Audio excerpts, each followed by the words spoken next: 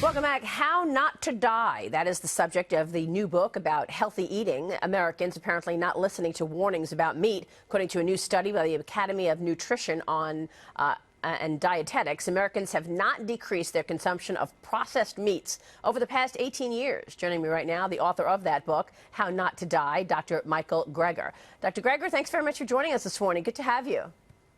So happy to be here. And I know your book has been around a long time, actually, How Not to Die. You identify certain foods that will help you avoid the biggest killers, like heart disease, like cancer. Can you go through it for us? Absolutely. So that's my daily dozen list of all the healthiest of healthy foods I encourage people to fit into their diet, like greens, the healthiest vegetables, berries, the healthiest fruits, whole grains, legumes, a tablespoon of flax seeds a day, a quarter teaspoon of turmeric, the best beverages, the best sweeteners, how much exercise to get every day. Available as a free app on iPhone and Android, Dr. Greger's Daily Dozen. And this all came about from your work on nutrition, your website, nutritionfacts.org, right? Yeah, sure. I mean, I try to share the good news that we have tremendous power over our health, destiny, and longevity. The vast majority of premature death and disability is preventable with a plant-based diet and other healthy lifestyle behaviors.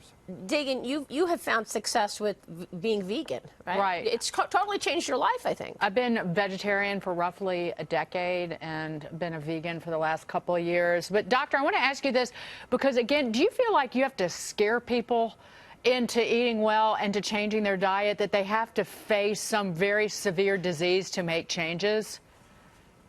Well, certainly I have the advantage as a physician to see people when they are in dire straits and they have that extra motivation, but the sustaining motivation is how good you feel when you start eating healthier. That's why I encourage people to try a healthy diet like a free sample. Give me 2 weeks, give me 3 weeks, try eating healthy, and then there's the internal motivation. All of a sudden, you're feeling better, you're sleeping better, your digestion's better. Then you have that internal motivation to continue to eat healthier because you feel so much better, but you don't know how good you feel until you give it a try. Doctor, this is Veronica. What do you say to people who say, this sounds great, but I don't have the time for this and I can't afford to eat this healthy? I go to Whole Foods and it's so expensive.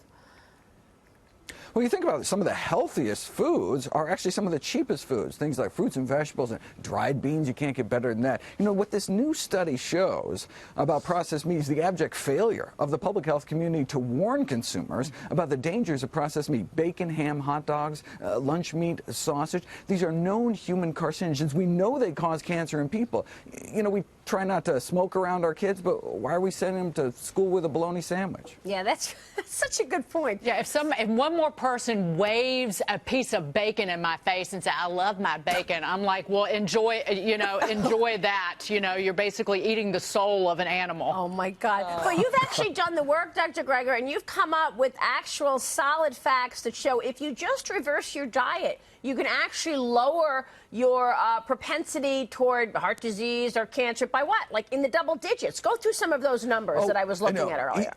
Yeah, no, even better than that. There's actually some of our leading killers can be reversed. For example, heart disease, the #1 killer of men and women. Arteries can be opened. Heart disease reversed without drugs, without surgery, just a healthy enough diet centered around whole plant foods. There's only one diet that's ever been proven to reverse heart disease in the majority of patients, a plant-based diet. I mean, if that's all a plant-based diet could do, you'd think that'd be the default diet, but instead, unfortunately, just not enough people know about the power they have at the end of the Incredible. The book is great, How Not to Die. Thank you so much, Dr. Greger. Good to see you this morning.